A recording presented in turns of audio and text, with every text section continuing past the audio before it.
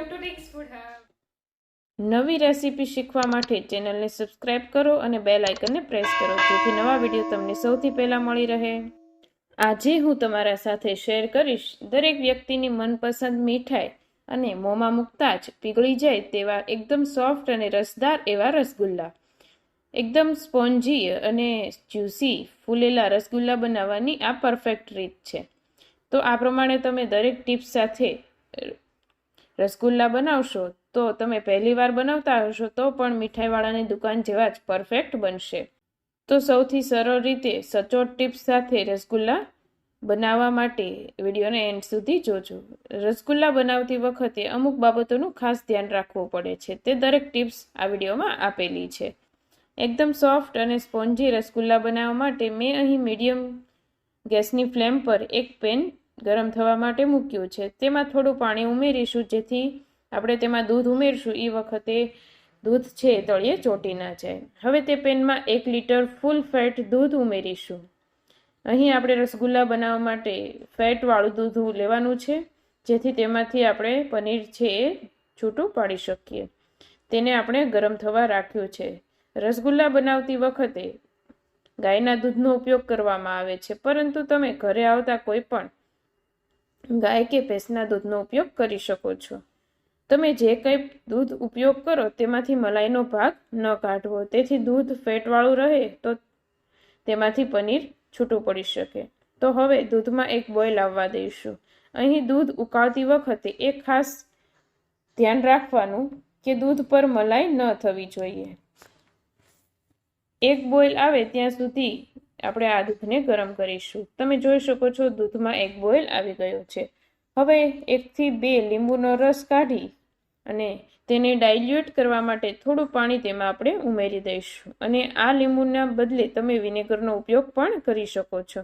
હવે તે લીંબુના રસને દૂધમાં આપણે એકસાથે ઉમેરતા નહીં, પરંતુ દૂધમાં લીંબુનો રસ થોડો ઉમેરતા જશું અને હલાવતા જશું જેથી સારી રીતે દૂધમાં મિક્સ થતું જશે. અને જો એકસાથે તમે દૂધને ઉમેરશો તો દૂધ એકસાથે ફાટી જશે અથવા તો યોગ્ય પ્રમાણમાં ફાટશે નહીં. આથી થોડું આપણે દૂધમાં ઉમેરતા જશું અને હલાવતા જશું. દૂધમાં લીંબુની અસર દૂધ ફાટવાનું શરૂ થઈ જશે.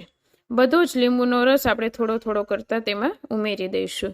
બધું જ દૂધ છે એ ફાટી ગયું છે અને છેના બની ગયું છે અને રસગુલ્લાના છેના કે પનીર છૂટું પડી ગયું છે. તો પનીર અને પાણી આપણે અલગ કરી લઈશું. આ રીતે ચાળણી કે ગળણી લઈ એક વાસણમાં લઈ લઈશું અને તેના પર મલમલ કે કોઈ કોટનનો રૂમાલ કે કોઈ કપડું છે એ આપણે આ રીતે રાખી દઈશું. તે એકદમ ચોખ્ખું હોવું જોઈએ જેમાંથી પાણી ઝડપથી નીતરી શકે તેવું આપણે કપડું લઈ લઈશું.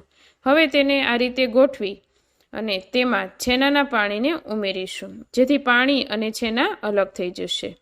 અને આપણા રસગુલ્લાના છેનાને ઉપરથી થોડા ઠંડા પાણીથી ધોઈ લઈશું જેથી લીંબુ કે વિનેગર જે યુઝ કર્યું હોય તેની ખટાશ નીકળી જશે અને છેનાની જે ટેમ્પરેચર છે એ ઘટી જશે, એટલે કુકિંગ પ્રોસેસ અટકી જશે. એટલે છેના છે એકદમ બરાબર જ રહેશે. વધારે કુકિંગ થશે તો વધારે કુકિંગ થઈ જશે. હવે કપડાને બધી બાજુથી ભેગું કરી છેનામાં રહેલા પાણીના ભાગને સારી રીતે કાઢી લઈએ. પણ અહીં આપણે એક વાતનું ખાસ ધ્યાન રાખવાનું કે તેમાંથી પૂરેપૂરું પાણી સાથે મોઇસ્ચર દૂર ન થઈ જાય. જો વધુ પડતો સ્ક્વીઝ નથી કરવાનો, નહીં તો તે વધુ ડ્રાય થઈ જશે. અને એ પણ ધ્યાન રાખવાનું કે થોડું પણ પાણીનો ભાગ ન રહેવો જોઈએ. જો પાણી રહેશે તો જે રસગુલ્લાના બોલ છે એ ખુલ્લા થઈ જશે. હવે તેમાંથી બધું જ પાણી દૂર કરવા માટે તેને આ રીતે પોટલી વાળી તેના પર વજન મૂકીને રાખી શકો અથવા તો તેને કોઈ જગ્યાએ લટકાવી શકો અને પાણી દૂર કરી શકો. છેના કાઢેલું આ પાણી પ્રોટીનથી ખૂબ જ ભરપૂર હોય છે અને ખૂબ જ ન્યુટ્રિશિયસ હોય છે, જેથી તમે તેને ફેંકવાને બદલે તેનો ઉપયોગ કરી રોટલી, ભાખરીના લોટ બાંધતી વખતે કે ભાત બનાવવા માટે કરી શકો છો જેથી તે એકદમ લોટ છે એ નરમ બનશે. અડધી કલાક છેનાને આપણે રાખી મૂકવું. અડધી કલાક બાદ જોઈ લઈએ. તમે જોઈ શકો છો કે છેનામાંથી બધું પાણી નીકળી ગયું છે અને તેને આ રીતે મોટા વાસણમાં લઈ લેશું અને હવે હાથની મદદથી છેનાને ક્રમ્બલ કરી લઈએ. રસગુલ્લા બનાવવા માટે આ સૌથી ઇમ્પોર્ટન્ટ પાર્ટ છે, જેનાથી તમારા રસગુલ્લા છે એકદમ પરફેક્ટ બનશે, નરમ બનશે, તેમાં તિરાડો પણ નહીં થાય અને એકદમ ખુલ્લા પણ નહીં થાય અને વિખાઈ નહીં જાય. તો આ પરફેક્ટ ઇમ્પોર્ટન્ટ પાર્ટને તમે જરૂરથી જે રીતે ટિપ્સ બતાવી છે એ પ્રમાણે ફોલો કરી અને બનાવશો તો એકદમ પરફેક્ટ રસગુલ્લા બનશે.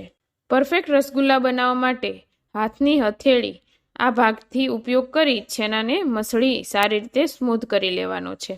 તમે જોઈ શકો છો છેનાને આ રીતે થોડો થોડો લઈ આગળની બાજુ લઈ જઈ સ્મૂથ કર્યું છું. ફરી પાછું ભેગો કરી મસળતું જવું. અહીં આપણો છેનો પરફેક્ટ બન્યો છે. આ પ્રોસેસ આપણે 5 થી 7 મિનિટ કરવાની છે અને મસળતા જવાનું છે. અહીં જો તમારા છેનામાં થોડું પણ પાણીનો ભાગ હોય તો તેને ફરીથી 15 થી 20 મિનિટ રાખી મૂકી પાણી કાઢી લેશો. જો પાણી નહીં કાઢો તો બરાબર રસગુલ્લા છે એ બનશે નહીં અને વધારે નરમ બનવાને લીધે ખુલી જશે. જો છેનો વધુ પડતો સોફ્ટ હશે તો આપણા રસગુલ્લા બનાવતી વખતે ખુલી જશે અને તમારો છેનો વધુ પડતો હાર્ડ થઈ ગયો હોય તો 1 થી 2 ડ્રોપ પાણીના એડ કરી અને તેને આ રીતનો સોફ્ટ કરી લેશો. તો લગભગ 5 થી 7 મિનિટ જેવું થઈ ગયું છે અને તમે જોઈ શકો છો કે છેના એકદમ સારી રીતે મસળાઈ ગયો છે. તેમાં એક પણ ગ્રેન્યુલ્સ જોવા નથી મળતું, એકદમ સોફ્ટ થઈ ગયો છે. તમે આ સ્ટેજ પર રસગુલ્લાને વધુ સારું બાઇન્ડિંગ આપવા માટે 1 ચમચી કોર્નફ્લોર કે મેંદાનો લોટ ઉમેરીને મિક્સ કરી શકો છો. મેં અહીં નથી ઉમેર્યો તો પણ પરફેક્ટ રસગુલ્લા બનશે. જો વધારે પડતો છેનાને મસળશો તો તેમાંથી ઘી આવવા લાગશે અને રસગુલ્લા બરાબર નહીં બને. હવે છેનાને મસળી લીધા બાદ તૈયાર થયેલા છેનામાંથી થોડો ભાગ લઈ મીડિયમ સાઇઝની રાઉન્ડ શેપ આપી 2 હથેળીની મદદથી ગોળ શેપ આપી દઈશું અને એક બોલ બનાવી લેશું. તેમાં કોઈ પણ ક્રેક ના રહે તે ખાસ ધ્યાન રાખીશું, નહીં તો રસગુલ્લા ખુલ્લા થઈ જશે અને તેમાં તિરાડો દેખાશે. તો તમે જોઈ શકો છો એકદમ સરસ એવો રસગુલ્લાનો બોલ તૈયાર થઈ ગયો છે ને રસગુલ્લા બનાવવા એકદમ સહેલા. આ રીતે આપણે રસગુલ્લાના બધા જ બોલ્સ તૈયાર કરી લેશું. આ બોલની સાઇઝ નાની બનાવવી જેથી તે ફૂલશે ત્યારે મોટા બનશે. જો વધારે મોટા બનાવશો તો તે ખૂબ જ ફૂલીને મોટા બની જશે. આ રીતે બધા બોલ તૈયાર કરી લેશું. હવે આપણે ચાસણી બનાવી લઈએ. તો ચાસણી બનાવવા માટે સૌથી પહેલાં આપણે જે રસગુલ્લાને ડીપ કરીને રાખી મૂકવાના છે તે ચાસણી બનાવીશું. તો તે ચાસણી બનાવવા માટે રસગુલ્લા બની ગયા બાદ તેને આપણે તેમાં ડીપ કરવાની છે. તો તેના માટે એક પેનમાં 1 કપ ખાંડ લઈશું અને 3 કપ પાણી ઉમેરીશું અને તે હલાવી લઈશું. ખાંડ ઓગળે ત્યાં સુધી તેને હલાવતા રહીશું.